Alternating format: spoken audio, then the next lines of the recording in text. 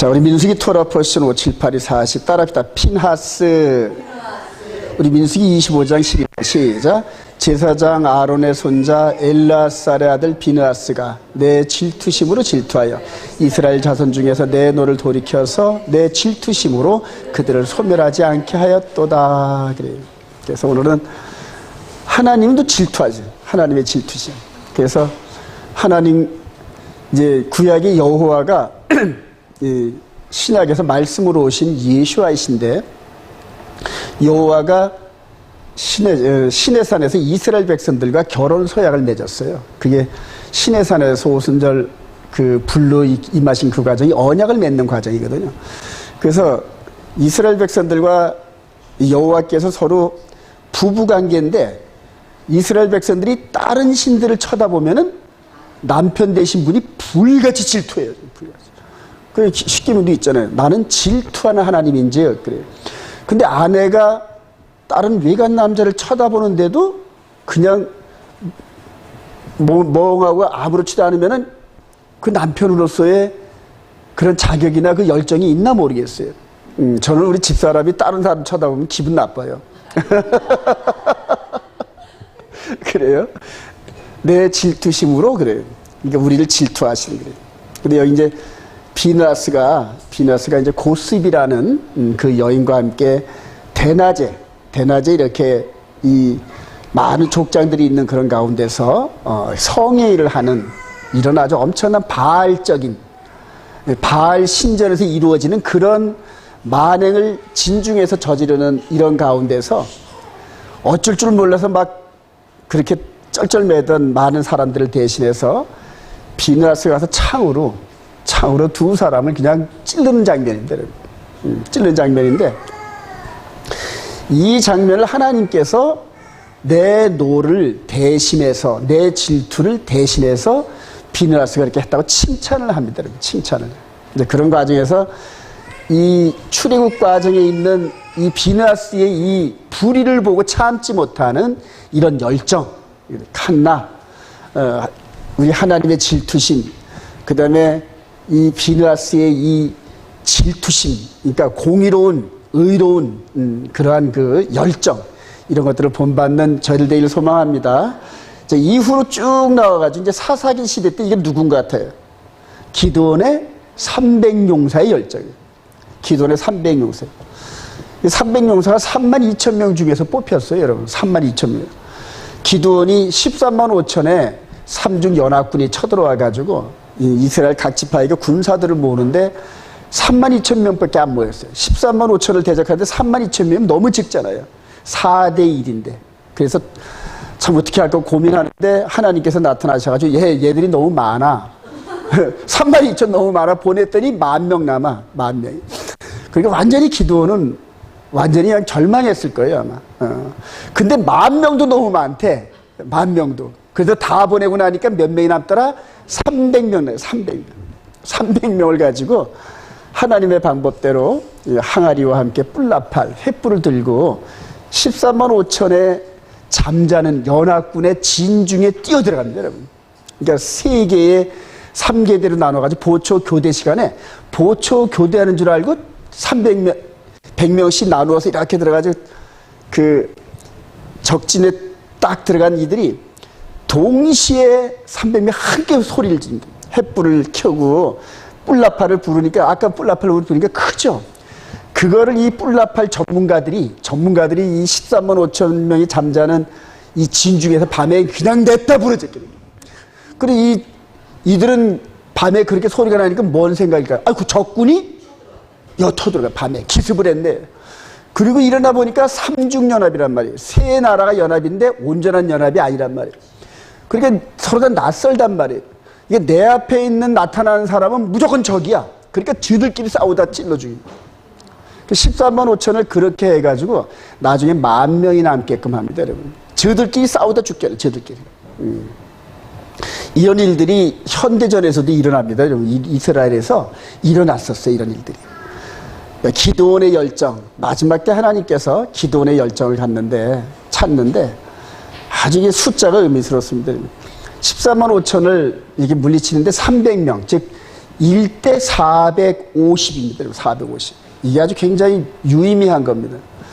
엘리야 때 바알신을 섬기는 선지자가 몇 명? 450. 450. 네. 그래서 숫자가 같은 숫자가 연결이 이렇게 쭉 되다 보면은 맨 마지막 때 아마겟돈 전쟁을 벌릴 때, 아마겟돈 전쟁은 혈과 육의 싸움이 아닙니다, 여러분. 교리 싸움이에요. 말씀 중심 싸움이에요. 그래서 그런 비율로 이렇게 평행선으로 쭉 나타납니다, 여러분. 그래서 마지막 때 이 사역을 맡은 자들은 굉장히 외롭습니다, 여러분. 450대 1의 싸움을 하려니까 얼마나 힘이 드는지 몰라요. 요즘 우리로 이제 이거를 변환해 보면은 말씀 해석을 450대 1이라는 얘기예요. 말씀 해석이. 450명의 목사가 다 A라는 주장을 합니다. 근데 한 사람이 B라는 주장을 해요. 450대 1 그래요. 그리고 일반 성도는 누굴 따라갈까요, 여러분? 100% 450 따라가죠, 100%. 갈멜산 전투 때 갈멜산에서 450의 선자들이 발발발발 하면서 제단을 돌 때 전부 다 이스라엘 백성들은 그쪽에 있었습니다. 그쪽에. 엘리야 쪽에는 혼자서 노숙자 같은 모습으로 이렇게 있었습니다. 저녁 때쯤 돼가지고 역전이 됩니다. 저녁 때쯤 돼가지고. 그래서 저녁 때쯤 보니까 450이 발발 뻗었는데 불이 안 내려오거든. 이제는 엘리야 차례에. 엘리야 쪽으로 이제 백성들이 모여들기 시작하면. 마지막 때에 여러분 성경 해석을 자기가 확신을 갖고 해석을 할 수 있는 사람이 아니면은 거의 450이 휩쓸려서 전부 다 아주 혼란한 속으로 들어갈 겁니다. 근데 그게 이제 짐승의 표와 연결돼 있어요. 자, 그 후로 이제 주님 오시기 한 1000년 전쯤 누가 생각하는 거예요? 다윗 그래요. 다윗. 이 15살 정도 된 소년이 이 어마어마한 골리앗을 향하여 이렇게 비느하스의 뜨거운 그런 그 감동과 이런 DNA를 가지고 그러지 않고는 이렇게 나설 수가 없어요, 여러분. 창을 잘 쓰는 사울왕도 40일 동안 그냥 고래고래 소리 지르는 이 골리앗의 목소리에 눌려가지고 사울왕이 눌리니까 나머지 이스라엘 군사들도 다 눌렸단 말이에요. 그럴 때 하나님께서 하나님의 열정으로 가득 찬 다윗을 빵 심부름 보내는 그런 형식을 통하여 전투 현장에 보냅니다. 조금 이따 이제 나오니까요. 그 열정의 연장선상에서 우리 주님의 열정이 성전 청소로 나타납니다. 예. 자, 비느하스의 칸나 열정 흐름을 여러분들 쭉 선을 그어보면은 이 선이 누구를 향할까요, 여러분? 그러니까 이 선이 여기서부터 쭉 해가지고 해서 예수 그리스도를 통과해가지고 2000년이 흘러서 지금 하나님의 손가락은 지금 어디로 이렇게 누구를 향할까요, 여러분? 그런데 우리를 향한 손가락을 자꾸 피한다. 아이고. 쟤를 보내소서 그래. 나를 보내소서가 아니라 쟤를 보내소서 그래요. 근데 하나님의 그 손이 나를 향할 때 아멘 내가 가겠나이다 한번 고백하기를 소망합니다. 그래요. 요한복음 2장 10절 시작. 비둘기 파는 사람들에게 이르시되 이것을 여기서 가져가라. 내 아버지의 집으로 장사하는 집을 만들지 말라 하시니 제자들이 성경 말씀에 주의 전을 사모하는 열심히 나를 삼키려 한 것을 기억하더라. 여기서 열심히 칸나입니다, 여러분. 칸나. 그래요. 그래서 히브리어의 이런 흐름을 쭉 따라보다 보면은 그 시대마다 하나님께서 어떤 열정을 부어주시고 그 열정에 부응하는 그 사람을 시대의 이정표로 쓰십니다. 영적인 이정표. 그래요. 그래서 성경의 흐름 보면 많은 사람들이 시대마다 하나님을 호응한 게 아니라 이제 가물에 콩 나듯 한두 사람이 그때마다 하나님께 그 하나님의 열정으로 무장이 되어서 곁길로 가는 이스라엘 백성들의 그 신앙의 방향을 틀어버리는 그런 일들을 합니다. 이제 마지막 때 이제 과연 어떤 사람이 이런 열정의 계주자가 되려는지 그래요. 아직은 미지수겠죠. 자, 비느하스 먼저 볼까요? 이스라엘 시작. 이스라엘 자손의 온해 중에 해망문에서 올 때에 이스라엘 자손 한 사람이 모세와 온 회중이 눈앞에 미디안의 한 여인을 데리고 온지라. 제사장 아론의 손자 엘라살의 아들 비나스가 보고 회중 가운데서 일어나 손에 창을 들고 그 이스라엘 남자를 따라 그의 막사에 들어가 이스라엘 남자와 그 여인의 배를 꿰뚫어 두 사람을 죽이니 연변이 이스라엘 자손에서 그쳤더라. 그래요. 하나님의 진노가 멈춘 겁니다. 시원하거든. 하나님의 마음이 시원하거든. 이렇게 큰 그림으로 이렇게 보여집니다.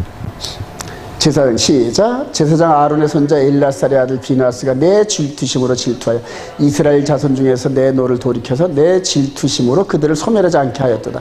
그러므로 말하라. 내가 그에게 내 평화의 언약을 주리니 그와 그의 후손에게 영원한 제사장 직분의 언약이라. 그가 그의 하나님을 위하여 이스라엘 자손을 속죄하였음이라. 이런 흐름들 이게 영적으로 잘 감동을 받으시길 소망합니다. 영적으로. 그래서 하나님의 진노를 멈추게 하는 의로운 행동. 그래요. 근데 저와 여러분들은 이제는 이게 혈과 육의 싸움이 아닌 공중 권세 잡은 자들과의 영적인 싸움입니다. 그래서 기도를 통하여 영적인 세계에서의 이런 문란함과 하나님의 진노와 이런 것들을 전부 다 유념하시면서 기도로 싸우시길 바랍니다. 그래서 그의 나라와 의를 구하는 그런 과정에서 이런 것들이 영적으로 연상이 됩니다.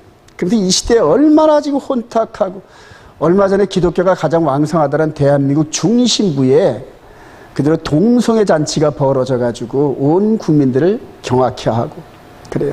그걸 우리 기독교인들이 어쨌든 기도로 막아내면서 하나님의 진노가 더 이상 퍼지지 않게끔 그래요.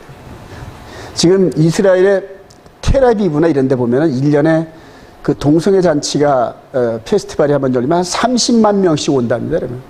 그러니까 은혜가 모일 만한 그곳에 악한 것들이 더 모여요. 그래서 앞으로 이런 것들을 현지에 있는 여러 뉴스 채널을 통하여 앞으로 기도 시간에 참 이런 것들 기도를 꺾으니 우리가 직접 텔아비브에 있질 않지만은 기도로서는 거기에 간단 말이에요. 예, 그리고 우리 온 이스라엘 교회가 앞으로 그동안 꾸준히 이렇게 기도했던 이런 부분들이 이스라엘과 이방인을 연결하는 맥을 이렇게 연결고리 역할을 하고자 하는 건데 이스라엘의 이제 뉴스를 이렇게 전달하는 그러한 분들과 함께 연결해가지고 해서 그 기도로 이겨내고 승리하는 그런 과정들에 참여하기를 소망합니다. 자, 골리앗을 물진 다윗의 열정은 볼까요? 사무엘상 17장 40 시작. 다윗이 블레셋 사람에게 이르되 너는 칼과 창과 단차로 내게 나아가라.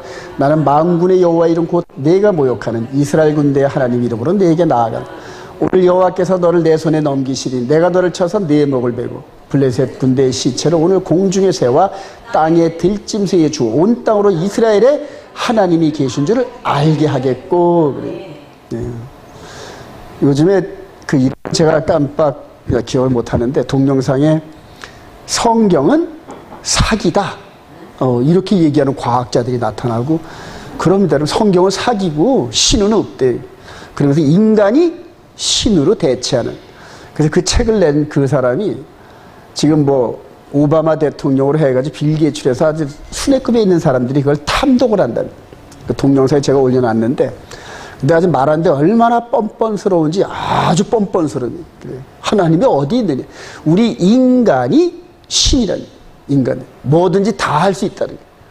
인간이 이 컴퓨터에 연결돼가지고 AI와 함께 인간이 인간을 이렇게 창조할 수도 있고 인간의 내면의 세계를 들여다볼 수 있고 아주 그냥 뻔뻔스럽게 강의를 1시간 반 정도 하는데 전율이 흐르더라고요. 그래요. 하나님이 없다. 그런데 그럴 때마다 하나님께서는 응답을 하셔요. 내가 없다 그랬니? 그래요. 한 번 더 나를 경험해 볼래? 그래요. 바로가 모세에게 하나님 백성을 보내라. 여호와께서 내 백성을 보내라 했는데 아니 여호와가 누구야? 나는 여호와를 알지 못하는데 이렇게 한마디 했다가 9가지 재앙을 그냥 연타서로 두드려 맞고 그대로 스트레이트를 맞았죠, 여러분. 네가 나를 없다 그랬니? 그럼 내가 있는 존재감을 너에게 보여주마 해가지고 나일강을 피로 시작해가지고 장자까지 죽였습니다. 정말 하나님의 이름으로. 모세가 손을 들고 선언하고 난 다음에 일이 일어나고 선언하고 일어나고. 그래요. 똑같이 그때 그 바로 시대처럼 여호와를 모른다 대적하는 이 계시록의 흐름 속에서 너희들이 나를 없다 하느니 모르니 그럴 때마다 두 증인을 통하여 두 증인의 손을 들 때마다 그래요. 7 나팔, 7 대접 재앙이 스트레이트로 그렇게 똑같이 이루어질 겁니다. 이 계시록에 있는 7 나팔과 7 대접 재앙은 모세 때 아론과 모세 두 사람이 하나님과 연합을 해서 하나님의 존재감을 드러내는 사건이거든요, 여러분. 이때도 이 골리앗이 하나님을 멸시하고 그냥 막 모욕을 하는 얘기를 40일 동안 했어요. 40일. 너희들이 섬기는 여호와 나오라 그래. 누구든지 나와서 나하고 1대1 한번 붙어보자. 나는 내가 섬기는 신의 이름으로 너희들이 나갈 테니까 너희들은 여호와 이름으로 나와봐. 그래. 40일 동안 찍소리도 못하고 있어요. 찍소리.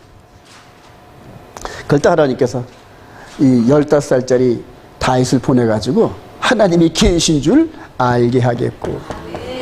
여러분들 지금 저와 여러분들이 지금 이렇게 세상에 하나님을 부인하는 이런 부정적인 기류에서 내가 하나님의 쓰임을 받는 하나님의 존재감을 드러내는 그런 일꾼들이 되기를 열정을 칸나를 갖기를 소망합니다. 그래요. 또 시작. 또 여호와의 구원하심이 칼과 창이 있지 아니함을 무리에게 알게 하리라. 전쟁은 여호와께 속한 것인지 그가 너희를 우리 손에 넘기시라. 블레셋 사람이 일어나 다윗의 이름 마주 가까이 올 때 다윗이 블레셋 사람을 향하여 달달 손을 주머니에 넣어 돌을 가지고 물매로 던져 블레셋 사람이 이마를 치매 돌이 그 이마에 박히 땅에 엎드려지니라. 다윗이 이같이 물매와 돌로 블레셋 사람을 이기고 그를 쳐 죽였으나 자기 손에는 칼이 없었더라. 다윗이 달려가서 블레셋 사람을 밟고 그의 칼을 그 집에서 베내어 그 칼로 그를 죽이고 그의 머리를 베니 블레셋 사람들이 자기 용사의 죽음을 보고 도망하는지라. 이게 이제 주님이 오시기 1000년 전 사건입니다. 근데 이게 뭘 예표하느냐? 장차 창세기 3장 15절에 말씀하신 것처럼 뱀의 머리가 부서지는 그런 사건을 미리 이렇게 한번 슬쩍 보여주신 거예요. 미리 슬쩍 보여요. 누구를 통하여? 다윗을 통하여. 열정을 갖고 있는 다윗을 통하여 이 사건이 이스라엘의 어느 지점에서 이렇게 일어났는데 이것이 장차 이루어질 메시아를 통하여 일어나는 영적인 사역을 슬쩍 보여주신 거예요. 그리고 나서 그 일을 성취한 게 죽음의 권세를 부수고 부활하신 거다. 할렐루야. 이렇게 얘기를 했어요. 전부 구약에 있는 이런 모든 사건들은 우리 예수님께서 행하실 그런 사역에다 포커스를 맞춰 있어요. 모든 걸. 그래서 구약 성경의 이런 모든 깔때기를 여러분들이 이렇게 보시면 됩니다. 구약에 이렇게 쭉 있어서 에덴에서부터 시작됐다 이런 모든 역사가 마지막 69일에와 70일의 사이에서 이루어지는 십자가 사건을 깔때기식으로 이렇게 사건들을 이렇게 몰아가는 거예요. 그리고 이 사건들이 정점이 이렇게 한 번씩 찍힐 때마다 이 사건들이 일어나는 밑 배경으로 다윗이 어디서 태어났고 어떻게 성장했고 어떻게 그 부하들과 만나서 어떤 형태를 이루는 이런 과정들을 이렇게 톡톡톡 얘기해요. 그리고 이런 사건들이 나선형으로 계속해서 예수님의 십자가 사건을 향하여 깔때기처럼 구약의 모든 얘기가 깔때기처럼 이렇게 스며드는 거고. 그리고 우리 주님께서 부활하고 말씀하셨죠. 모세와 선지자와 시편에 기록된 나에 대한 모든 이야기들 그래요. 이야기들. 이거를 히브리서 기자는 우리 주님께서 오시기 이전까지는 여러 모양과 여러 방법으로 말씀하셨던 하나님이 이제는 예수 그리스도로 말미암아 그것들을 실제 성취하면서 그러면서 이 구속사 즉 구원에 이르는 지혜를 우리들에게 보여주신다는 거예요. 그래요. 자, 이렇게 해서 계속 흘러갑니다. 마태복음 28장 18절 시작. 예수께서 나와 말씀하여 이르시되 하늘과 땅의 모든 권세를 내게 주셨으니 그러므로 너희는 가서 모든 민족을 제자로 삼아 아버지와 아들과 성령의 이름으로 세례를 베푸고 내가 너희에게 분부한 모든 것을 가르쳐 지키하라. 볼지어다 내가 세상 끝날까지 너희와 항상 함께 있으리라 하시니라. 그래요. 뱀의 권세를 이미 뱀의 권세가 꺾였습니다. 뱀은 옛뱀 마귀 사탄은 이미 무저갱에 갇혀 있습니다. 지금 갇혀 있어요. 그리고 사형 집행날을 기다리고 있다면 우리 에덴 동산에서 보면 우리 주님의 십자가 사건이 있는 요 때가 십자가 사건이 이제 여기 69일, 70일에 중간에서 일어나는데 에덴 동산에서 판결을 했습니다. 하나님께서 창세기 3장 15절에서 여자의 후손은 뱀의 머리통을 부수고 그 다음에 너는 그의 발꿈치를 상하게 하리라. 이것이 판결 내용입니다. 근데 이게 무슨 내용인지 모르는데 십자가 사건을 통하여서 우리가 완전히 깨닫는 겁니다, 여러분. 깨닫는 거예요. 그래서 여기서 판결을 했으니까 여기서는 집행을 당하신 거예요. 우리 메시아이신 예수, 여자의 후손 되신 분이 먼저 집행을 당했다. 할렐루야. 그래요. 집행을 당하신 겁니다. 그러면 이제 누가 집행당할 날이 남아있어요? 마귀가 집행을 당하는데, 마귀가 집행당하는 건 70일의 끝자락에서 마귀가 여기서 집행을 당합니다. 사형 판결에 대한 집행을 당해가지고 계시록 20장에 마귀가 불못 가운데 빠지는 장면이 그게 집행당하는 겁니다. 그래요. 다시는 부활이 없습니다. 마귀한테는. 불못에서 못 나옵니다. 여러분. 못 나옵니다. 영원히 불못 가운데. 그래요. 자, 예수 그리스도의 열심 성전에서 이사야 9장 6절 시작.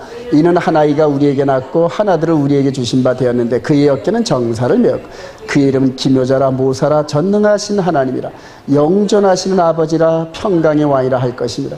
그 정사와 평강의 더함이 무궁하며 또 다윗의 왕자와 그의 나라에 군림하여 그 나라를 굳게 세우고 지금 이후로 영원히 정의와 공의로 그것을 보존하실 것이라. 만군의 여호와의 열심히 이를 이루시라. 전부 다 거룩한 열정을 갖고 역사가 이어져 갑니다. 거룩한 열정. 이 속에서 불같이 불의를 보고는 불같은 마음으로 도전하는 그러한 뜨거운 열정을 가지고. 하나님은 진노하시잖아요. 불의한 것에 보면 막 불이 일듯이 막 진노하시잖아요. 그런 열정과 DNA가 저와 여러분들에게 있어야 됩니다. 악에 대해서는 불같은 그런 뜨거운 그런 열정을 갖고 있는데 우선은 내 안에 있는 악부터 먼저 보세요, 여러분. 남의 안에 있는 악은 그 사람 책임이니까 내비두고, 그래서 남의 죄에 참여하지 말라 그러잖아요. 남의 죄에 참여하지 말고 네 안에 있는, 그러니까 내 안에 있는 내 안에 있는 죄는 내가 볼 수 있거든요, 여러분. 어떤 마음이 들면은 느껴진단 말이에요. 그러니까 내 안에 있는 내가 통제를 못하는 그 죄를 보고 뜨거운 열정을 가지라니요. 그리고 피를 흘리기까지 싸우라는 얘기입니다. 남과 싸우라는 얘기가 아니라 내 안에 있는 죄와 싸우라는 얘기예요. 죄와 싸우라. 그래요. 우리 주님이 등장해서 이 말씀대로 기묘자라 모사라 평강왕이라 했던 이 여러 칭요의 메시아가 이렇게 오셔가지고 아버지의 성전에서 전부 다 장사꾼들이 속여가지고 황전도 속이고 그냥 이 안에 있는 재물도 속이고 이 안에 재물이 그 제사장들이 도장을 이렇게 찍어주는데 어떤 거는 예를 들어서 밖에서는 1,000원밖에 안 하는데 그 도장을 찍어주면 10,000원, 20,000원을 하는 거예요. 그럼 거기에 남는 차액, 장사꾼들이 얻는 차액의 일부분을 누구한테 줄까요? 제사장한테 커미션 준다는 거예요. 마찬가지거든요. 오늘날에도 장사꾼들, 재벌들이 다 그런 건 아니지만 욕을 먹는 이유가 나라의 귀한 여러 가지 좋은 그러한 그 이권과 이런 사업을 독차지하면서 그것을 주는 특정 권력자들에게 뒷돈을 챙겨주는 이런 시스템 때문에 그래서 재벌들이 욕을 먹는 거예요. 이 정직한 그리스도인들은 하나님의 도우심으로 정말 하나님이 부어주시는 물질을 가지고 많은 사람들을 유익하게 해야 되는, 그래서 자기 자신도 남들에게 칭찬을 받지만 그로 말미암아 하나님께 영광을 돌리는 그러한 그 기업가들이 되기를 소망합니다. 요한복음 2장 14절 시작. 성전 안에서 소와 양과 비둘기 파는 사람들과 돈 바꾸는 사람들이 앉아있는 것을 보시고 노끈으로 채찍을 만드사 양이나 소를 다 성전에서 내쫓으시고 돈 바꾸는 사람들의 돈을 쏟으시며 상을 엎으시고 내 아버지 집으로 장사하는 집을 만들지 말라 하시니 제자들이 성경 말씀에 주의 전을 사모하는 열심히 나를 삼키리라 한 것을 기억하라. 이렇게 열심을 품었던 분이 말씀이 육신이 될 수 있다는 거죠. 그러니까 이렇게 했던 말씀으로만 하셨던 그 하나님이 육신으로 인카네이션 하면서 동일한 열심. 그래요. 근데 이 열심이 이제 더 나오는 이 부분이 아버지의 말씀을 이루시려고 십자가를 짊어지신 예수님의 열심이. 히브리서 12장 1절 시작. 이러므로 우리에게 구름같이 둘러싼 허다한 증인들이 있으니 모든 무거운 것과 얽매이기 쉬운 죄를 벗어버리고 인내로서 우리 앞에 당한 검주를 하며 또 믿음의 주여 또 온전하게 하시는 이 예수를 바라보라. 그는 그 앞에 있는 기쁨을 위하여 십자가를 참으사 부끄러움을 개의치 아니하시되 하나님 보좌 우편에 앉으셨느니라. 히브리서 기자가 이제 예수를 믿는 그러한 예수님의 거룩한 신부된 성도들에게 예수님을 본받으라. 그 열정. 근데 그 열정이 이미 이전에 비느하스를 통하여 나타났고, 누구를 통하여? 기도를 통하여 나타났고, 다윗을 통하여 나타났단 말이에요. 예. 그런데 이제는 그때는 그들이 육적인 어떤 열정의 흐름인데, 이제는 우리는 영적인 열정의 흐름으로 열매를 맺어야 된다. 기도의 이 싸움은 무한정이에요. 내가 맘만 먹으면은 기도의 이분이 입에서 나오는 무한한 능력과 권세로 하나님께 영광을 돌릴 수 있는데, 그래요. 그래서 이전에는 다윗이나 기도원보다도 우리에게 주어지는 이 열정과 파워는 어마어마한 거예요. 하늘의 권세들이 움직여 우리가 기도할 때마다. 그래서 기도의 싸움이라는 게 기도의 싸움. 근데 우리 전도서 4장 28절 한번 볼까요? 전도서 4장. 여러분들 기도에 대한 이런 부분들이 개념을 이제 잠언서 4장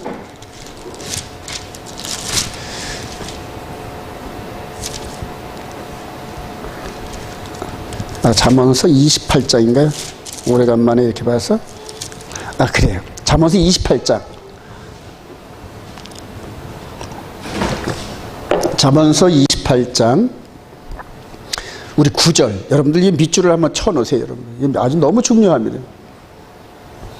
잠언서 28장 9절 한번 읽어봅시다. 시작. 사람이 귀를 돌려 율법을 듣지 아니하면 그의 기도도, 다시 한번 시작. 사람이 귀를 돌려 율법을 듣지 아니하면 그의 기도도 다증하리라. 율법을 듣는다는 게 아니라 율법을 순종하지 아니하면, 이런 의미가 있어요. 그러니까 하나님의 말씀을 순종하지 않으면, 순종하지 않은 상태에서 그의 기도도 가증하대. 그러니까 하나님 입장에서는 하나님이 말씀하신 건 안 들어주면서 지가 하는 거는 들어달라, 이런 얘기거든요, 여러분. 예, 이게 아주 무서운 싸움입니다, 여러분.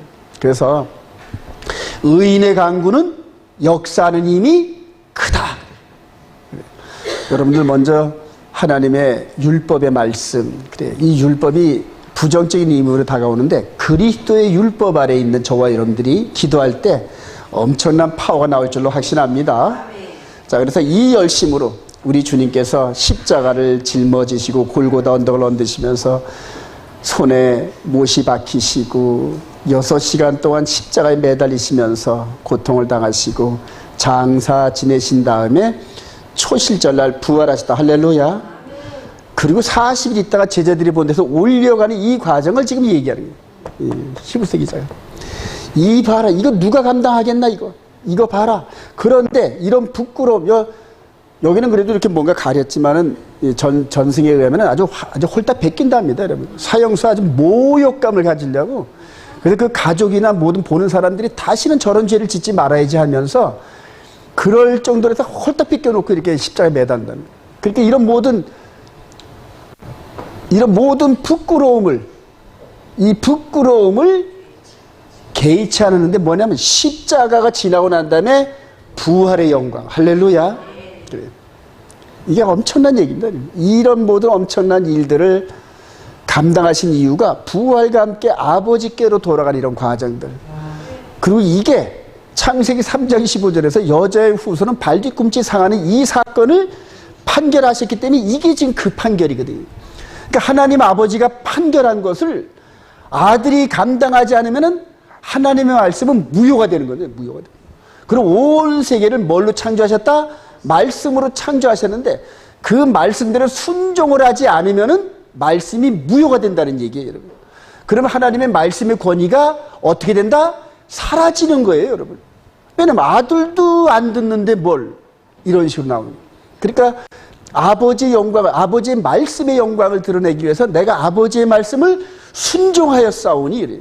요한복음 17장의 마지막 그 십자가 달리기 전날 그 잡히시기 전날 기도할 때 그게 대제사장의 기도인데, 내가 아버지의 영광을 드러내기 위해서 아버지의 말씀을 순종하여 싸우니, 그리고 이제 그 제자들을 향하여 이 영광과 파워를 내가 내두고 가는 이 제자들에게 임하게 하옵소서 하면서 간절한 기도를 합니다.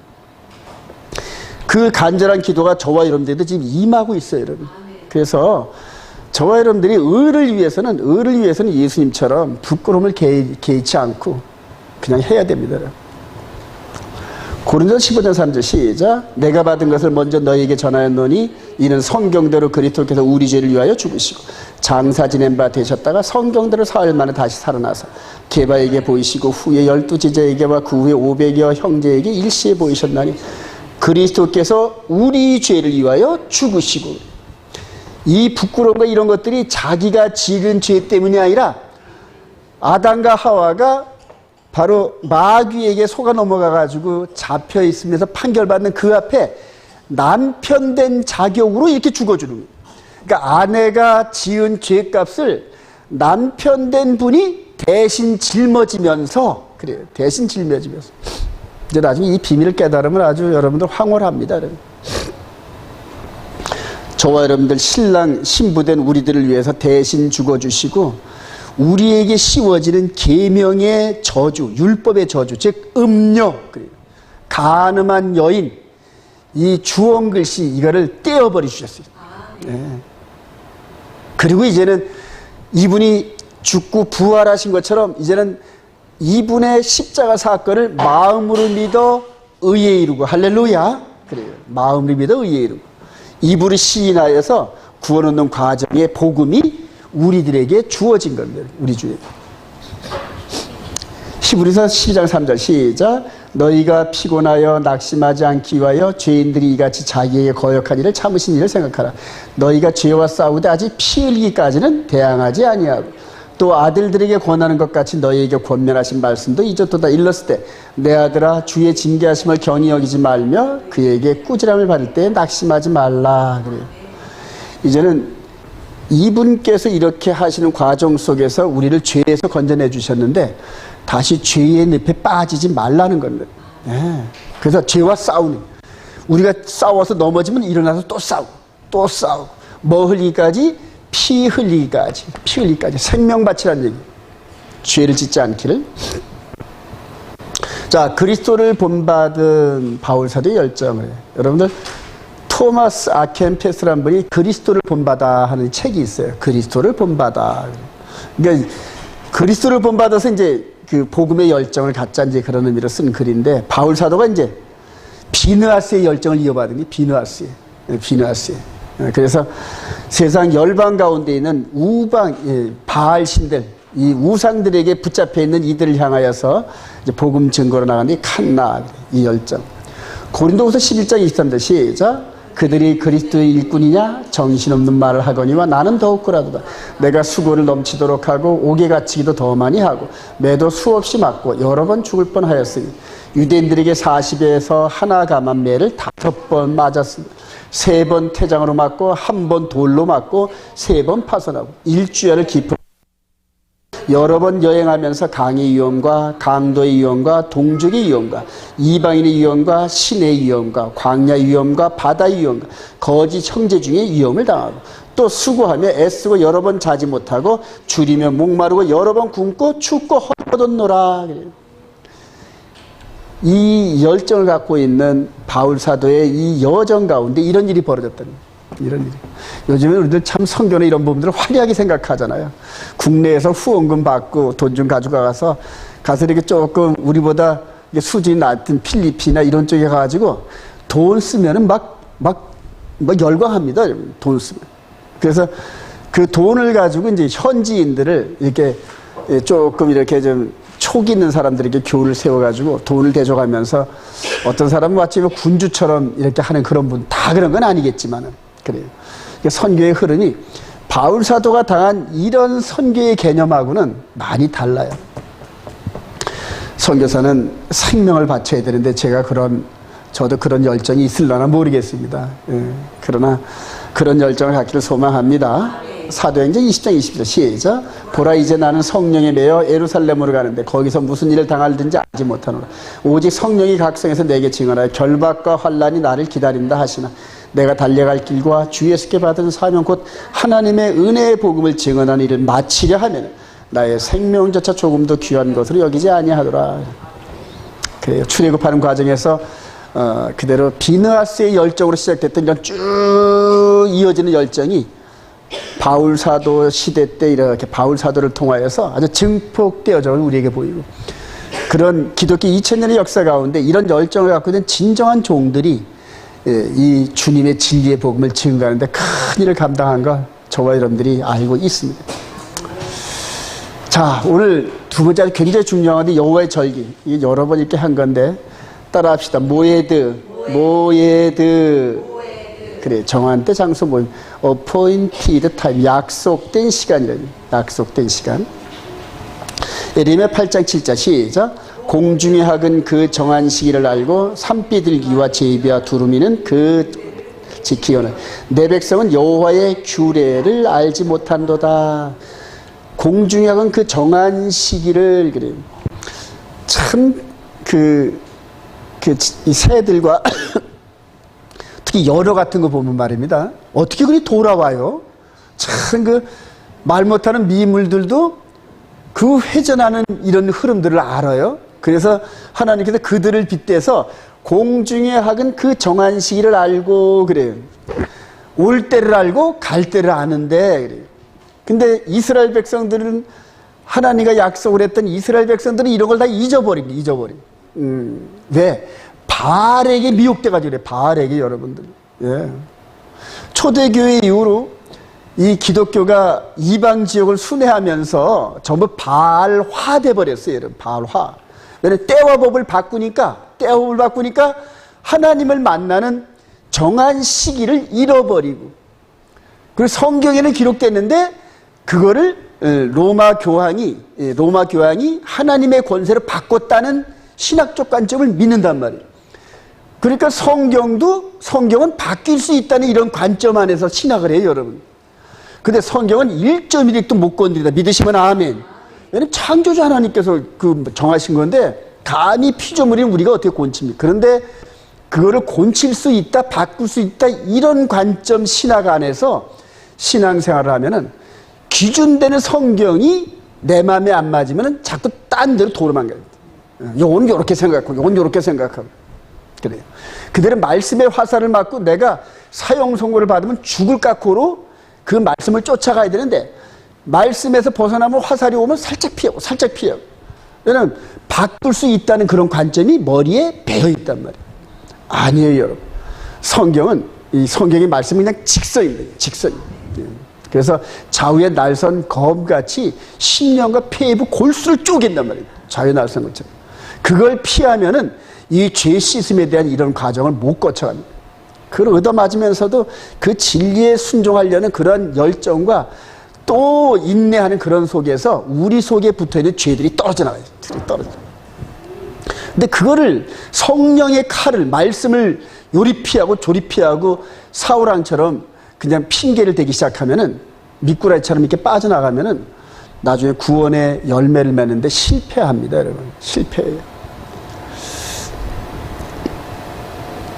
자, 이스라엘 백성들이 지켜하는 여호와의 절기, 이제 민수기 28장에서부터 이렇게 나오는데, 28장, 29장 전체입니다, 여러분. 28장 2절 시작. 이스라엘 자손에게 명령하여 그들에게 이르라. 내 헌물, 내 음식인 화제물, 내 향기로운 것은 너희가 그 정한 시기에 삼가 내게 바칠지나. 정한 시기. 이 정한 시기에 보면은 출애굽기 20장부터 21, 22, 23장에 하나님께서 약속을 하셨어요, 여러분. 시내산에서. 시내산 언약을 하는데 언약을 맺습니다. 자, 백성들과 함께. 그럼 여기서 언약을 맺을 때 일방적으로 너희들 지켜라 이렇게 얘기를 했을까요? 내가 원하는 그런 기준은 이런데 너희들이 지킬 수 있니? 이렇게 물어봤을까요?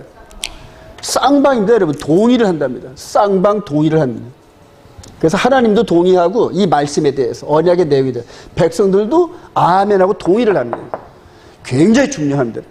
그럼 만약에 지금 여기서 민수기 28장에서 정한 시기에 대해서 모에딤인데 정한 시기에 대해서 말씀하실 때 여기서 언약한 것일까요? 새로 정한 것일까요? 언약한 거란 말입니다. 언약한 거. 너희들이 약속한 거를 나와 합의하고 동의한 것을 내가 너희들한테 얘기하니까 너희가 그 정한 시기에 이제 나한테 예배를 드려 이 얘기거든요, 여러분. 근데 지금 이걸 바꿨다는 거예요. 바꿨다는 거예요. 그러면 언약 당사자는 누굽니까? 하나님과 이스라엘 백성들인데 만약 이거를 바꾸려면 하나님께서 이스라엘 백성들한테 일일이 동의를 얻어야 돼요, 여러분. 왜냐면 서로 쌍방 약속을 했으니까 바꾸려고 그러면은 상대방도 동의를 해줘야 바꿀 거 아닙니까, 여러분? 동의하십니까, 여기에? 한 명이라도, 이스라엘 백성 중에 한 명이라도 나 그거 동의 못해요, 그러면은 성사가 안 되는 겁니다, 여러분. 자, 기독교 2000년 이후로 이스라엘 백성들이 지금 고토로 돌아가면서 그들이 예배 날이 언제다? 일곱째 날 샤밧입니다, 여러분. 변하지 않았다는 거예요, 여러분. 근데 약속에는 이방인, 여기는 우리는 이 이방인들은 이 약속에 참여하지 못합니다, 여러분. 이스라엘 백성들이 약속에 참여한 이것을 듣고 믿고 여기에 접목되는 거예요. 그래서 우리가 이스라엘에 접목된다는 거예요, 접목된. 그러니까 우리 이방인들이, 근데 이방인들이 이 정한 시기를, 이스라엘 백성들과 하나님이 맺은 정한 시기를 이방인 라인에서 바꿔버린 거예요. 콘스탄틴 제자라 이들이. 그래요. 여러분, 이거 잘 유념하셔야 됩니다, 여러분. 너희가 그 정한 시기에 상가 바치는데 그 정한 시기에 대해서 이렇게 요약을 해놨어요. 민수기 28장 9장 시작. 안식일에는 1년 되고 흠없는 순양 2마리와, 요 안식일 때. 초하루에는 숫송아지 2마리와 순양 1마리와 1년 되고 흠없는 순양 7마리로 여호와께 번제. 여기 월삭이라는. 그 다음에 첫째 달 시작. 첫째 달 14째 날은 여호와를 위하여 지킬 6월절이다. 무교절. 77절 처음 익은 열매를 드린 날에 너희가 여호와께 새 소재를 드릴 때에도 성회로 모일 것이요 아무 일도 하지 말 것이며 오순절. 그래요.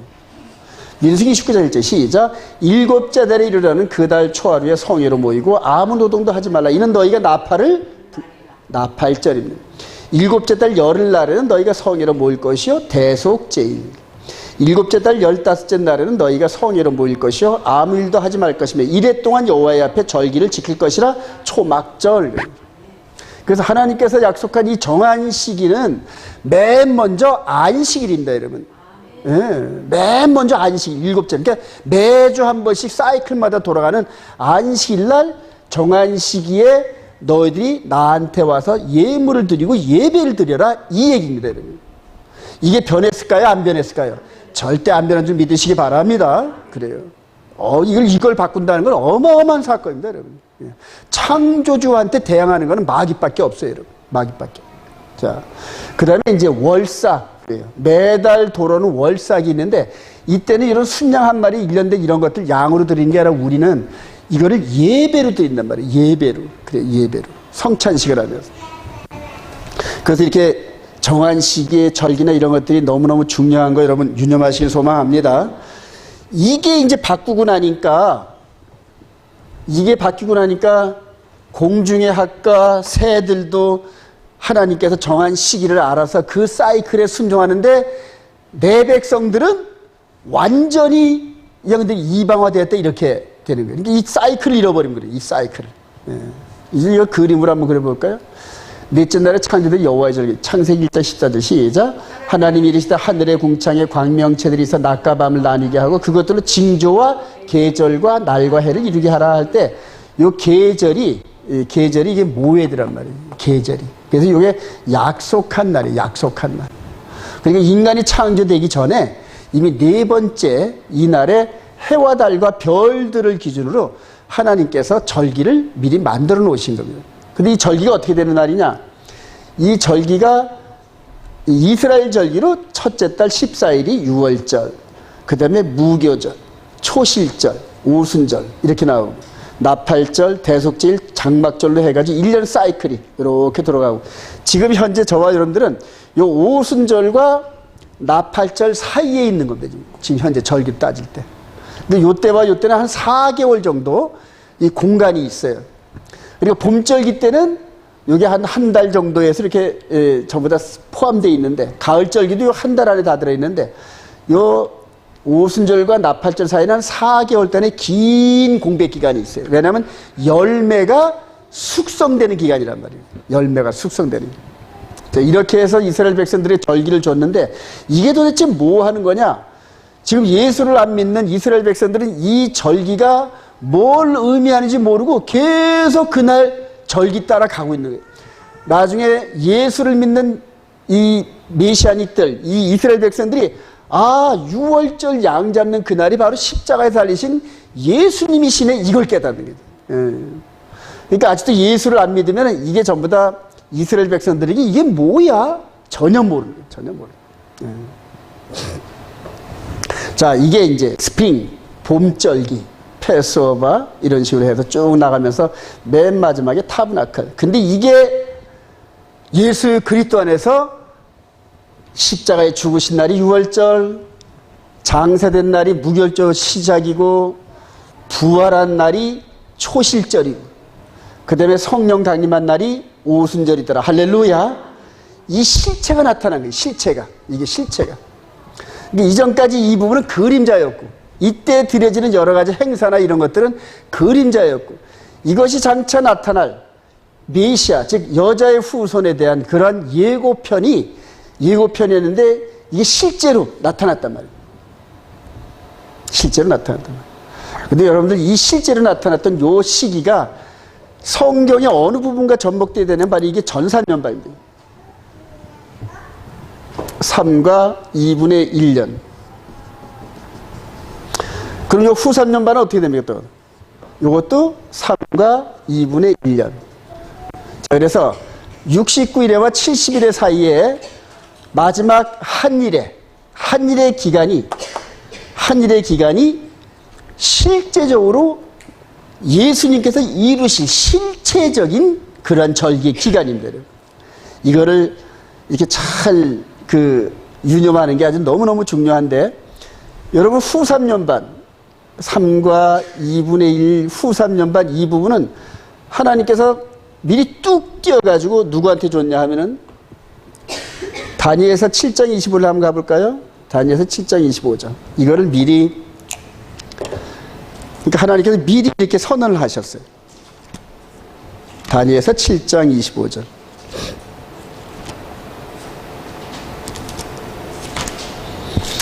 나중에 이제 이런 부분들을 이제 우리 목회자분들하고 이제 많은 세미나를 이제 기록해야 할 텐데. 자, 다니엘서 7장 25절.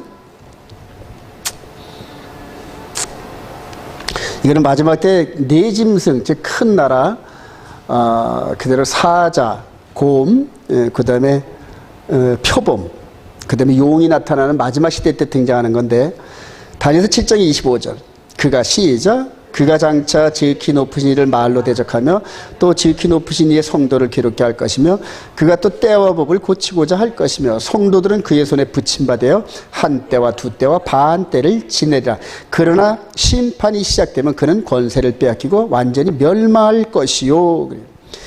마지막에 되어지는 이런 부분들을 다니엘을 통해 미리 보여주셨는데, 중요한 건 뭐냐면 한 때와 두 때와 반 때가 이게 3년 반이라는 사실이에요. 여러분, 3년 반. 그러니까 마지막 심판이 이르기 전에 마귀에게, 즉 여자의 후손의 발디인 굽치를 상하게 하는 그런 마귀의 도전을 하나님께서 마지막에 3년 반 동안, 마귀에게 3년 반 동안 완전히 풀어주셔요. 네가 네 맘대로 한번 해봐. 네가 멸망당하지, 죽기 전에 네가 소원대로 한번 해봐. 이렇게 해서 넘겨주시는데, 이게 어디서 나타나면 욥기서에서 나타나잖아요. 여러분, 욥기서에서. 욥의 의로운 자를 하나님께서 사단의 요구대로 내어준단 말이에요. 내어준다. 온갖 괴롭힘을 다 하여튼 네가 생명은 건드리지 말고 하여튼 육신의 이런 모든가 됐든 여건이 됐든 간에 한번 괴롭혀봐. 무너뜨려봐. 내 종 욥을. 이런 식으로 내어주잖아요. 마지막으로 이 마귀가 3년 반의 권세를 합법적으로 받아가지고 자기 시대를 만드는데, 그게 계시록의 짐승의 표 시대란 말입니다. 계시록에. 이해가 되시나요, 여러분? 이게 바로 짐승 시대란 말이에요. 거짓의 아비인 마귀가 실제로 여기서는 진짜 메시아이신 여자의 후손이 실제적으로 오셨잖아요, 여러분. 실제적으로. 그러니까 말씀이 육신이 돼서 오시. 그래요. 그러니까 여자의 후손이 실제적으로 전 3년 반 동안에 예수님이 3년 반 사역을 이루신 게 바로 유월절, 무교절, 초실절, 오순절이란 말이에요. 절기란 말이에요. 그럼 이제 가을절기를 이루실 텐데 가을절기는 우리한테 미래란 말입니다. 근데 미래인데 가을절기 때 익은 곡식을 더 익게 하려고 마귀의 핍박을 허락하였단 말이에요. 그러니까 익은 이 진리를 깨닫는 그런 하나님의 알곡 백성들은 이 진리를 품고 마귀와 뭐와 어떻게까지 싸운다? 피를 흘리기까지 싸운단 말이에요. 그러니까 피를 흘리기까지 싸우는 그런 과정에서 이 속에 있는 정결함이 극대화되는 거예요. 왜냐하면 이 안에 죄가 있으면 마귀와 싸울 수가 없거든요.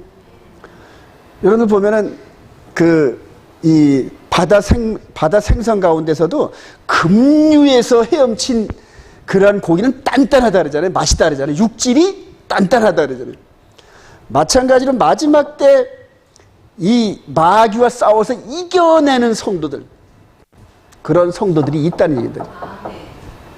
근데 그게 불행인지 다행인지 모르지만 저와 여러분 시대에 이 무대가 펼쳐지는데 대다수 수많은 사람들이 마귀의 속임수에 넘어간단 말이에요. 마귀의 속임수는 뭐다? 그가 때와 법을 바꾼단 말이에요. 그러니까 때와 법을 바꾼 법을 따라가면은 공중의 학도 여호와의 정한 시기를 알거니와 바알에게 물들은 자들은 이걸 모르는 거예요. 바알에게. 왜냐하면 여호와와 만나기로 하는 약속된 시간들을 안 지키고 다른 날짜를 지키다 보니까 그 종교 시스템에 함몰되어 버리는 거라. 여러분, 제가 아주 단언하건대 저도 개신교 합동춘 목사입니다. 여러분, 아주 그냥 그대로 보수 중에 보수 목사였는데 이 흐름을 깨달으면서 때와 법을 바꾼 그 법을 지금 개신교 일요일 썬데이 그룹이 따라가고 있단 말입니다. 여러분, 지금 그들이 돌이키지 않으면 결과적으로 이 절기의 흐름을 깨닫지 못함으로 말미암아 구원에 이르는 열매를 맺는데 실패할 가능성이 99%란 말이에요. 그래서 제가 지금 애가 타요. 옛 동료들에게 애가 탑니다. 지금 동료들에게. 근데 그들은 지금 저를 안식일 지키는 목사라 해서 이단이라 생각한단 말이에요. 그들은 저를요. 아주 너무너무 가슴 아픈 일인데, 이 두 부분 이해가 되시죠? 실제적으로 마지막 한 일에 하나님의 아들 예수아를 대적하는 마귀가 이 땅의 무대 위에 직접 몸으로 나타나가지고 백성들을 속이거나 백성들을 구원에 이르게 하는 일을 하신다는 얘기. 근데 이미 여자의 후손 되시는 분이 2000년 전에 예루살렘 여기에서 여자의 후손의 발뒤꿈치 상하는 이 사건을 마침으로 말미암아, 예, 이후로 2000년의 이방인 시대에 이 메시지, 이 복음을 믿고 수없이 많은 백성들이 구원에 이르고, 예, 그래요. 놀라운 일들입니다, 여러분.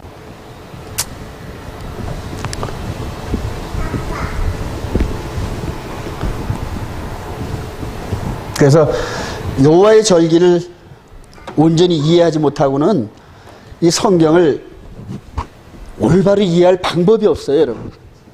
제가 단언하건대 이 여호와의 절기의 흐름을 깨닫고 그 다음에 한 가지 아는 것도 부족한 게 이 절기의 흐름 안에 동참하면서 1년의 사이클을, 신앙 여정의 사이클을 이 스텝에 맞추는 거예요. 유월절 때는 유월절의 말씀을 먹고, 무교절 때는 무교절에 해당되는 말씀을 먹고, 이런 식으로 내 생애 동안에 있는 이 사이클들을 돌다 보면 6월절로 시작을 해가지고 장막절에 결혼 혼인잔치에 참여하는 이런 그 영적인 말씀의 영양분의 흐름이 차곡차곡 채웁니다. 예. 성경이 체계적으로 보이기 시작해요. 체계적으로. 예. 골로새 2장 10절 시작. 그러므로 먹고 마시는 것과 절기나 초하루나 안식일 이유로 누구든지 너희를 비판하지 못하게 하라. 이것들은 장래 일의 그림자이나 몸은 그리스도의 것이나. 이걸 바울 사도가 폐했다고 해석을 했단 말이에요. 말도 안 되는 소리거든요, 여러분. 그러니까 예수를 믿고 하나님의 거룩한 백성이 된 그들은 이 절기 흐름의 시스템에 참여하라는 얘기입니다. 여러분, 참여하라는 얘기. 그리고 교회에다 이걸 가르쳤단 말이에요, 바울 사도가. 그랬더니 이전에 너희들은 왜 그거 안 지키더니 왜 그걸 지키고 있어? 뭐 이런 식으로 해가지고 저 건드렸네. 오케이. 그래. 자, 그래서 이 절기 안에 일련의 신앙 여정의 흐름이 저와 여러분들에게 녹아들기를 소망합니다. 이게 녹아들어야 돼요, 여러분. 이게 예수님을 통한 이런 여러 가지 이런 사건들이 우리 몸 안에 녹아들어야 돼요. 다니엘의 70일의 여호와절기, 여러분 이거는 이제 아주 앞으로 자주 나올 텐데 이게 중심입니다, 성경적인.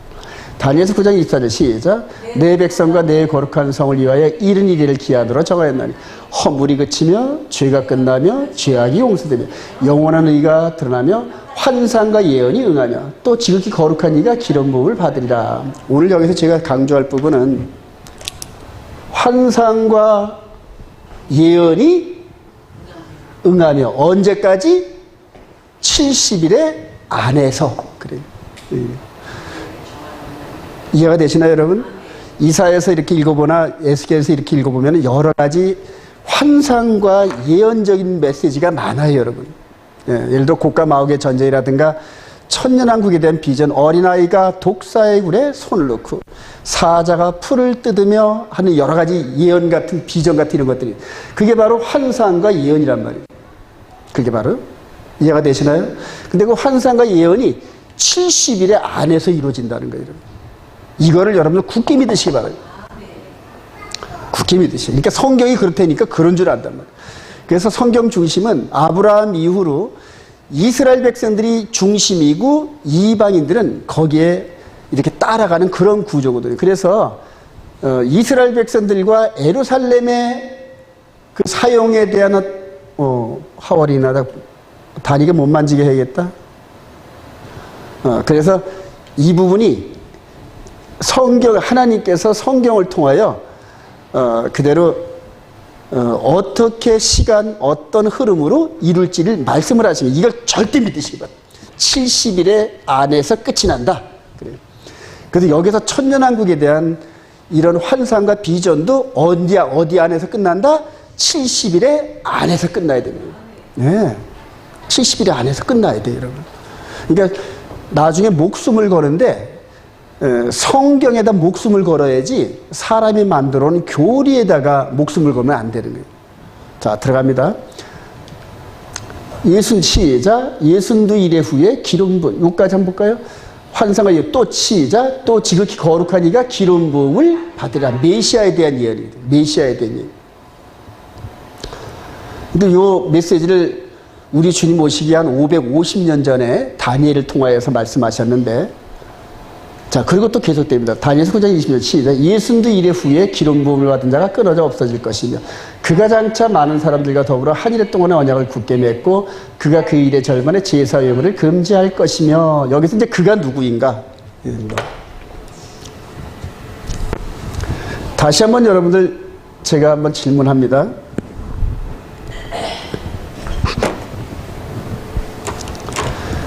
자, 예순두 이래 후니까 여기서 7이래와 예순두 이래 후인데 기름 부음을 받은 자가 끊어져 없어질 것이며 할 때 요게 이제 예순두 이래거든요. 요게요. 예순두 이래인데 7이래가 이 안에 있어가지고 여기 69일의 자리인데, 예수님께서 죽으신 그 역사적인 흐름의 포인트가 69일의 전일까요? 이후일까요? 이후죠. 그러니까 예순두 이래 후에 기름 부음을 받은 자가 끊어져 없어질 것이면 이렇게 됐단 말이에요. 그러니까 69일의 이후에 어딘진 모르지만은 69일의 이후에 메시아가 끊어져 없어질 것이란 말이에요. 그러니까 69일의 전이 아니란 말입니다. 전이 아니란 말입니다. 이거를 먼저 여러분들 유념을 하셔요. 자, 그리고 그가 장차 많은 사람들과 더불어 한 일 동안 언약을 굳게 맺고 그가 그 일의 절반의 제사 예물을 금지할 것이며, 여기서 그가 누구냐? 이거의 해석에 따라서 엄청난 차이가 납니다. 자, 우리 예수님께서 일곱 절기로 예수님께서 하시는 그 일을 농축을 시켜서 69일의 후에 메시아가 끊어져 없어질 것이며 이랬잖아요. 이거 언젠지 모르는데 그 밑에 그 일의 절반의 제사 예물을 금지할 것이며 할 때 그 일의 절반이면 몇 년인가요? 3년 반. 예수님의 사역이 몇 년이다? 3년 반이란 말입니다. 이해가 되시면 아멘. 그래요. 그러니까 69일의 이후에 끊어져 없어지긴 하시는데 언제인지는 모르겠는데 나중에 찾아보니까 그 일의 절반에, 즉 3년 반이 지난 그 절반에 기름 부은 자가 끊어져 없어지고, 끊어져 없어진과 동시에 뭐가 폐해졌다? 제사와 예물을 폐해버렸단 말입니다. 왜냐하면 십자가의 제사가 완전한 제사다. 할렐루야. 그래요. 이걸 바로 그렇게 예언한 거란 말이에요. 예언한 거란 말이에요. 그래서 69일의 이후에 70일의 요 한일에 마지막 7년은 그냥 7년이 아니라 이방인의 충만이라는 요 기간이 숨겨져 있는, 이해가 되시나요, 여러분? 이게 또 나중에 또 제가 또 다른 방면으로 또 설명을 해드리겠습니다. 결론적으로 지금 마지막 때 어마어마한 미혹이 지금 어떤 식으로 벌어지고 있냐 하면은, 성경에서 말하는 그가 장차 많은 사람과 더불어 한일에 동안의 언약을 굳게 맺고, 이게 새 언약을 맺으시는 예수님을 믿으시기 바랍니다. 그리고 그 언약의 중보제물로 자신이 십자가의 피로 세우신 이 새 언약을 이렇게 세우신 얘기를 쭉 얘기한 거란 말입니다. 자, 그리고 전 3년 반이 예수님이 실제 사역 기간이었는데, 그리고 후 3년 반 나팔절, 대속제일, 초막절도 실제적으로 일어날까요? 안 일어날까요? 일어날 줄 믿으시면 아멘. 자, 여러분, 나팔절 이 부분이 후 3년 반에서 실제적으로 일어나면서 끝이 난단 말인데, 여러분. 근데 그게 언제다? 70일의 즉 70일의 이쪽이란 얘기입니다, 여러분. 그럼 요때 이 나팔절, 대속절, 초막절 때 우리 주님이 강림하신다. 할렐루야. 왜냐하면 신부들을 데리러 오신단 말입니다, 여러분. 그리고 우리 주님이 강림하시면은 절기 사이클이 끝나는 거란 말입니다. 절기 사이클이. 이해가 되시나요, 여러분? 그래요. 이제 앞으로 자주 들으시면, 이제 처음 들으시는 분들은 이제 이게 이해가 잘 안 될 거예요. 자, 그래서 요 사이에 요 비밀이 실제적으로 성경에서 말하는. 근데 69일에 전에는 뭔 일이 일어나느냐? 백성들이 귀환해가지고 학계 성전을 짓고 에스라 선지자를 통하여서 율법이 재건되고, 이런 식으로 하면서 예루살렘 성읍이 회복되는데, 69일에 전에 BC 30년쯤에 예수님께서 탄생을 하시잖아요. 그래서 예수님께서 탄생하셔가지고 30세 될 때까지는 일반 사람들과 똑같은 모습으로 지내시다가, 침례 요한한테 요단강에서 침례를 받는 그 순간에 하늘에서 뭐가 내려왔다? 성령의 불이 비둘같이 내려오면서 메시아의 사역에 기름 부을 받은 거예요. 할렐루야. 그게 이제 사복음서의 시초 얘기란 말입니다, 전부 다. 그리고 요때로부터 3년 반 동안 메시아로서의 공생의 사역을 하면서 3년 반 마무리가, 즉 내 때가 아니다, 아직은 내 때가 아니다, 그분이 이제는 내 때가 되었으니, 이런 식으로 하면서 십자가에 달리시고 죽으시고 부활하고 오순절 강림하시면서 봄절기 사역을 끝내셨다. 할렐루야. 그래요. 이게 이제 너무너무 중요한 겁니다. 그래서 이 69일에와 70일의 사이에, 요 사이에서 이런 2000년, 기독교 2000년의 역사가 숨어 있고, 그리고 절기의 비밀이 여기에다 농축되어 있는 겁니다, 여러분. 그럼 저와 여러분들은 이제 이방인의 충만함이 거의 끝나간다, 안 끝나간다? 끝나가고 있단 말입니다. 이방인의 충만함이 지금 끝나가고 있는 요 지점에 와 있어요. 요 지점, 요쯤지. 그러면 당연히 이 구약의 흐름을 본다 보면 이스라엘 백성들이 귀환하고 뭘 지어줘야 된다? 성전을 재건해야 돼요. 지금 여기서 이스라엘 백성들이 여기서 귀환하면서 성전을 재건하려고 지금 아주 무르익어가고 있단 말이에요. 성전 재건하면서 가을절기가 시작돼요. 가을절기 시작되는데 그 기간이 3년 반 채운단 말입니다. 근데 이 3년 반을 채우는데 겉으로 드러나는 지배자가 누구다? 적그리스도란 말이에요. 멸망의 아들이 성전에 앉아서 자기가 하나님이라고 선언하는 그 사건이 있어야 주의 재림이 있다. 이렇게 얘기한 거란 말이에요.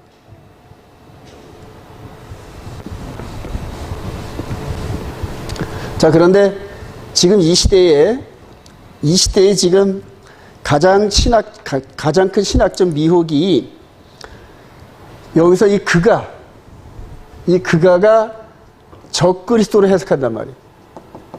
그리고 그가 마지막 때 7년의 권세를 받아가지고 7년 평화조약을 맺어요. 이게 이제 신학입니다. 그들의 신학. 평화조약을 맺을 때가 되면은 주님께서 공중강림하시면서 지상에 있는 교회는 어떻게 한다? 휴거를 시킨다. 이런 식으로 이제 신학을 만들어냈어요. 그러면서 이 성경의 흐름하고 다른 그런 모습으로 온갖 신학들을 만들어냅니다. 지금 아주 엄청난 문제점이 있습니다.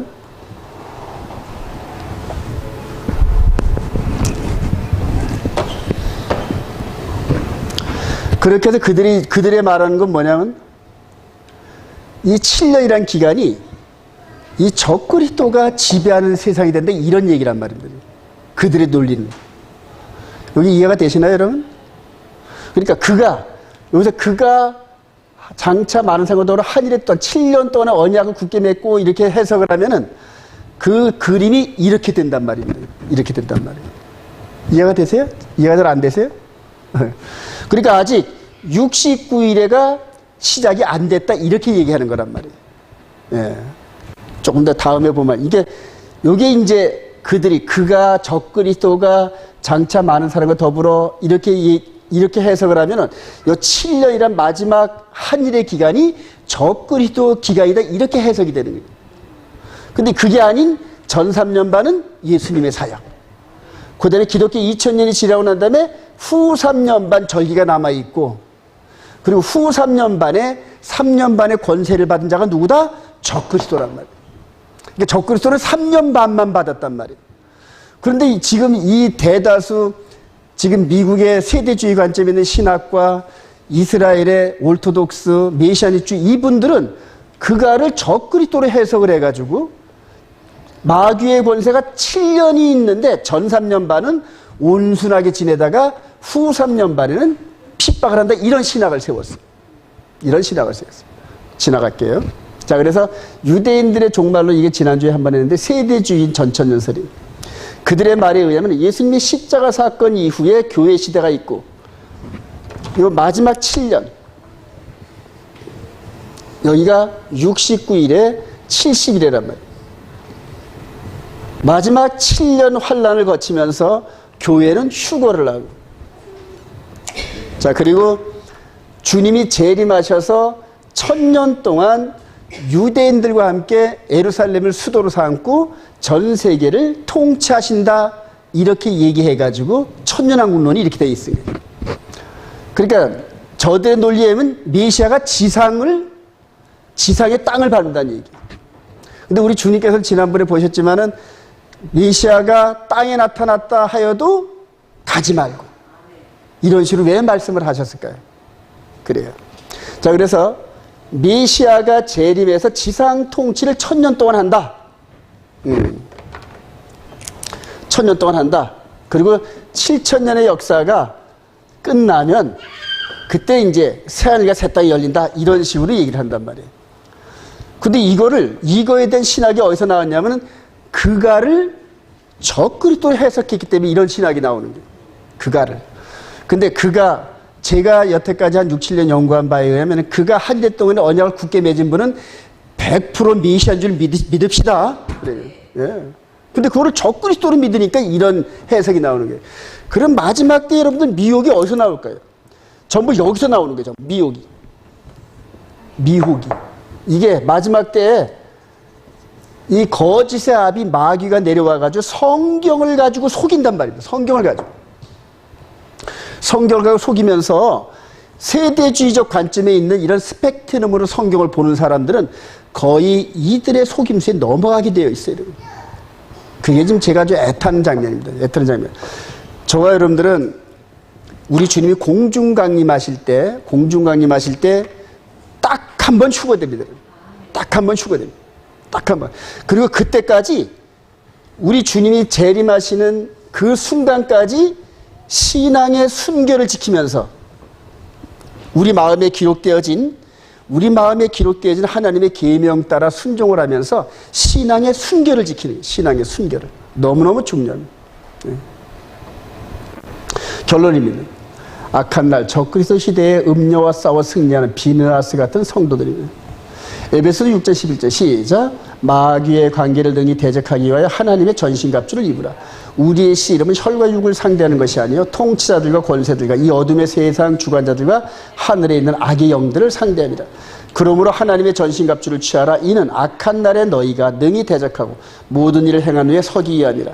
그런즉 서서 진리로 너희 허리띠를 띠고 의의 호신경을 붙이고 평안의 복음이 준비한 것으로 신을 신고 모든 것 위에 믿음의 방패를 가지고 이로써 능히 악한 자의 모든 불화살을 소멸하고 구원의 투구와 성령의 검 곧 하나님의 말씀을 가져라. 그래요. 이 당시 바울 사도가 봤던 로마 군사들의 이런 아주 강력한 외적 그 모습인데 구원의 투구, 성령의 검, 믿음의 방패, 진리의 허리띠, 의의 흉배, 복음의 신발을 신고 이렇게 당시에 군사적으로 천하무직했던 로마군을 이렇게 연상하면서 영적으로 비춰주면서 우리 영의 몸이 이런 말씀의 전신갑주를 입으라 이렇게 얘기하는 겁니다. 근데 여러분들 말씀을 연구하는데 생명을 걸고 연구하시기 바랍니다. 왜냐하면 내 영혼의 생명을 담보하고 있는 게 성경책이에요. 성경책이에요. 그리고 이 성경책은 누가 너희들을 가르칠 필요가 없이 성령께서 너희들을 직접 기름 부은다니. 근데 그걸 믿으셔야 돼요. 근데 성령께서 기름 붓게 하는 방법은 기록된 성경대로 우리가 따라 살아갈 때 그때 성령님께서 우리를 인도하셔야 돼요. 다른 법을 바뀐 법을 따라가면 성령이 다른 법을 계속 진리인 줄 알고 따라가면 점점 더 성령이 멀어진단 말이에요. 그러면 성령께서 점점 멀어지면 소리가 점점 짙게 들려요. 마귀가 바뀐 법으로 우리를 유인해가지고 끌고 가면서 천사로 가장하는 게 그게 어려운 일이 아니로다 그럽니다, 여러분들. 예. 결론에 이릅니다. 계시록 17장 10절 시작. 내가 보던 열벌은 열왕이니 아직 나라를 얻지 못해서는 다만 짐승과 더불어 임금처럼 한동안 권세를 받으니 그들이 한 뜻을 가지고 자기의 능력과 권세를 짐승이 주더라. 그들이 어린 양과 더불어 싸우려니요 어린 양은 만주의 주이시오 만왕의 왕이시므로 그들을 이기실 터이요 또 그와 함께 있는 자도 곧 부르심을 받고 택하심을 받은 진실한 자들도 이기로다. 이분이 지금 이렇게 보이는 이런 모습으로 오는 게 아니라 이분이 지금 우리 가운데서 임하셔가지고 우리 영의 몸을 말씀의 전신갑주를 입히면서 말씀으로 각 개인별로 싸우게 하신단 말이에요. 그러니까 그 지금 전 세계에 수많은 그러한 여호와의 군사들이 있는데 그들이 뭘 따르냐? 말씀을 따른단 말이에요. 말씀을. 근데 그 말씀이 바뀐 법이냐? 오리지널 말씀이냐? 이거에 따라 우리 속 사람의 행동과 열매가 엄청나게 차이가 납니다. 차이가 납니다. 속 사람이 진리의 말씀대로 순종에 따라가다 보면 성경을 통하여 세상을 분별할 수 있는 능력을 주셔야 됩니다. 그리고 거짓과 참을 구분하게 하시고 450대 1의 싸움을 견뎌내게 하시고 이기게 하신다. 할렐루야. 마지막 때 비느하스 같은 열정으로 칭찬했던 그 하나님의 칭찬이 이제는 비느하스보다 더 강력한 예수 그리스도 안에 있는 열정으로 무장된 저와 여러분들에게 해당되는 말씀이기를 주님의 이름으로 축원드립니다.